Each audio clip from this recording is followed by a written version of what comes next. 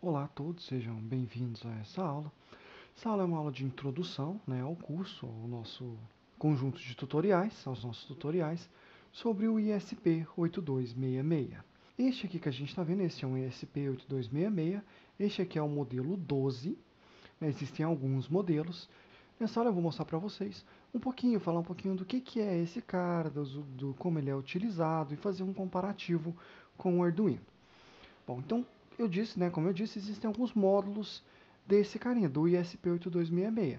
Os módulos que existem são desde o ISP01, que é o mais baratinho, esse pequenininho aqui, até o ISP12. Todos eles têm características específicas. Eu aconselho fortemente que ou vocês utilizem o ISP01, se necessário, ou o ISP12, dado que a variação de preço deles é muito pequena, ou geralmente o ISP12 é mais barato do que os outros. Então nós temos várias variações aqui, alguns deles com antena na própria placa, como é o caso do 12 e do 1, e alguns que têm uma antena externa, a conexão para antena externa, que é o caso do 5, e do 7, do 2 e algumas outras variações que podem aparecer. Mas eu fortemente aconselho usarem o 12 e o 1. O que muda de uma placa para outra? Primeiramente, vamos dar uma olhadinha aqui no próprio site do ISP. A gente tem uma tabela que resume as diferenças. Então, o número de pinos entre uma placa e outra muda. Por exemplo, o ISP12 tem 16 pinos. Não que a gente possa usar 16 pinos, viu, pessoal? Nós vamos ver nas próximas aulas que verdadeiramente nós temos 9 pinos que a gente pode usar, certo? 10 se a gente considerar o pino D8, que ele é especial de boot, mas dá para usar ele fazendo um pequeno ajuste. Alguns chegam a 22, alguns chegam a 26 pinos. Bom, o que mais que muda? Muda também o tamanho deles, a plaquinha e tudo mais, se eles têm ou não têm LEDs embutidos. O 12, por exemplo, que a gente vai utilizar, tem. E se a antena ela é de cerâmica, se ela é exposta, ou se ela é direto na plaquinha. Então, a maioria aqui é na plaquinha. Então, o 1 e o 5, por exemplo, são na plaquinha.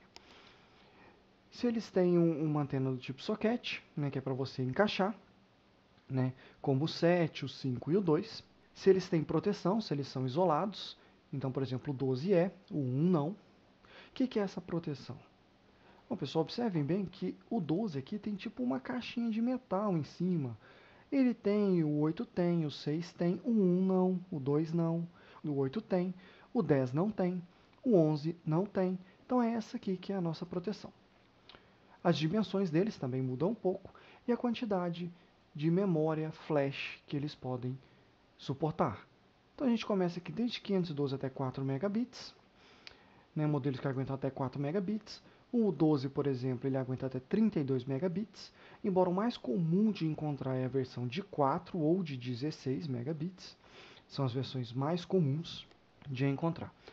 Bom, se voltarmos aqui no nosso ESP12, que é o que a gente vai utilizar nesse curso, ele tem alguns probleminhas. O primeiro é que todos os ESP, todos esses módulos aqui, eles funcionam a 3.3 volts. Então, esse carinha aqui também não é exceção, ele também funciona a 3.3 volts. Outro problema é que nós temos que soldar aqui os nossos pinos. Só que essa solda aqui, esse espaçamento entre os pinos, não é compatível com o protoboard. Então não adianta você soldar um barramento aqui e querer encaixar no protoboard. Então geralmente a gente usa fios, a gente solda fios aqui. Como a gente vai usar esse módulo aqui sozinho, a gente não vai usar ele como um módulo do Arduino. Esse cara aqui tem o próprio processador, nós vamos usar ele sozinho para fazer tudo nesse curso. Fica difícil usar um módulo separado assim, porque primeiro ele não tem comunicação serial USB. Então aqui ele dá serial, TTL, por exemplo, para comunicar com o Arduino a 3.3 volts, mas eu não consigo ligar um cabo USB aqui, ligar no computador e gravar o firmware dele automaticamente. Então isso é uma complicação, eu tenho que usar um Arduino, um conversor serial para USB, além desse chip. Isso gera mais uma complicação. Então o que a gente faz? Ao invés de usar o chip assim sozinho, a gente vai usar um módulo, uma placa de desenvolvimento. Essa placa é essa aqui, chama-se Node MCU, e ela nada mais é do que o próprio ISP, o próprio módulo ISP12, já com tudo mais que ele precisa para funcionar plug and play. Então aqui a gente tem o que? A gente tem um controlador de 5 volts para 3.3. Esse chipzinho aqui, ele funciona como conversor serial USB. Este conector aqui é um conector micro USB, aquele de celulares, né, aquele mais comum, a Samsung usa, a Motorola usa, né, não aqueles da Apple, os dos Androids.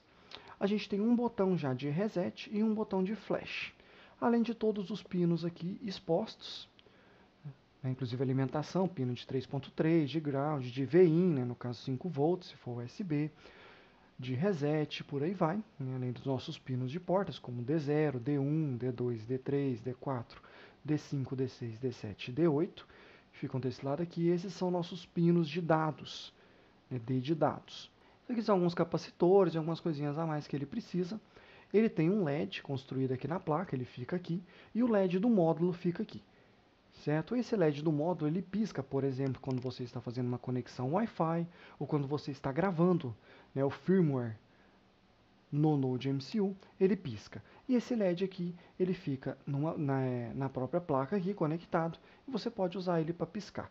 Tipo aquele LED que vem na placa do Arduino, né, aquele padrão. E falando em Arduino, vamos fazer um pequeno comparativo entre este processador, né, este módulo, e o Arduino Mega. Bom, por que o Mega? Porque o Mega é um dos Arduinos mais baratos que tem um poder de processamento um pouquinho maior do que o Uno.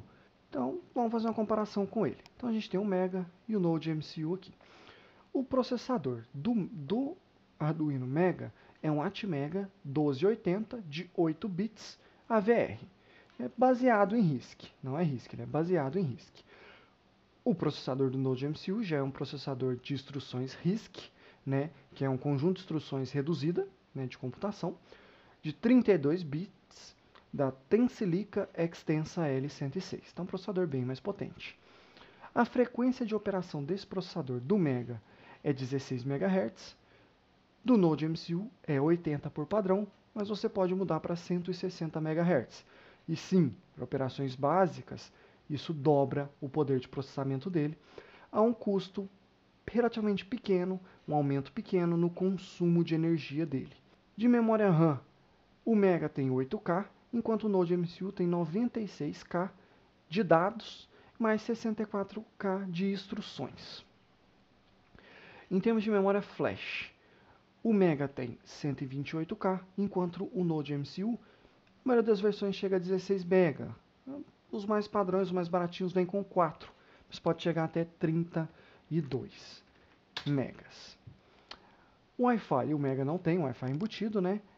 O Node MCU já vem com Wi-Fi, BGIN, inclusive com criptografia, questão de senha e tudo mais, ele já tem embutida nele. Onde que ele sai perdendo? Ele sai perdendo na quantidade de I/O, de portas, enquanto o Mega tem todo esse barramento gigante aqui, de 54 pinos, o nosso Node MCU tem apenas 9 pinos que nós podemos realmente utilizar. Ele perde também aqui na quantidade de corrente que, por porta que ele pode fornecer. Enquanto o Mega chega a 40 mA, ele chega a apenas 15 mA. O Mega funciona a 5 volts, ele funciona a 3.3. E o conversores, né, conversor analógico digital, o Mega tem 16 conversores a 10 bits e o Node MCU tem apenas um conversor analógico digital de 10 bits. Mas você precisa de muito pino ou de um conversor analógico digital. Infelizmente o Node MCU, né, o ESP8266, vai te deixar na mão, ele tem pouco. Por outro lado, se você precisa de grande poder de processamento, ou vai fazer algo um pouco mais complexo, ou criar um sistema com muita coisa, por exemplo, usando Wi-Fi, fazendo controle de tela, de motores e por aí vai, o ISP é bem melhor, ele é bem mais rápido, ele consegue trabalhar bem melhor, ele tem um processador de 32 bits que é mais rápido, ele tem mais memória RAM e bem mais flash. Bem pessoal, então para as próximas aulas, essa aqui foi uma aula mais introdutória, nós vamos estar trabalhando com o Node MCU, né, com o módulo ESP12 aqui em cima dele. Nós vamos estar trabalhando com essas portas, D0, D1, D2, D3 e por aí vai. Então sempre que eu falar D0, D1 num código, eu estou me referindo a essas portas que estão deste lado aqui. Eu também vou estar sempre mostrando o esquemático de ligação para vocês, né? Pode ficar tranquilo, que é não tem nenhum segredo.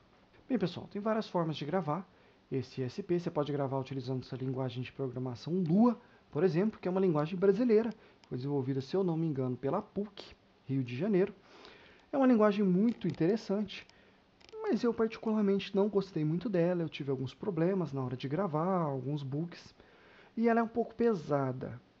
E você pode gravar ele também utilizando o Arduino IDE, né, naquela linguagem do Arduino, que é uma espécie de C++ incompleto. Você pode gravar ele em Python, em JavaScript, usando o C. Então tem várias plataformas, tem vários modos, várias linguagens que ele suporta.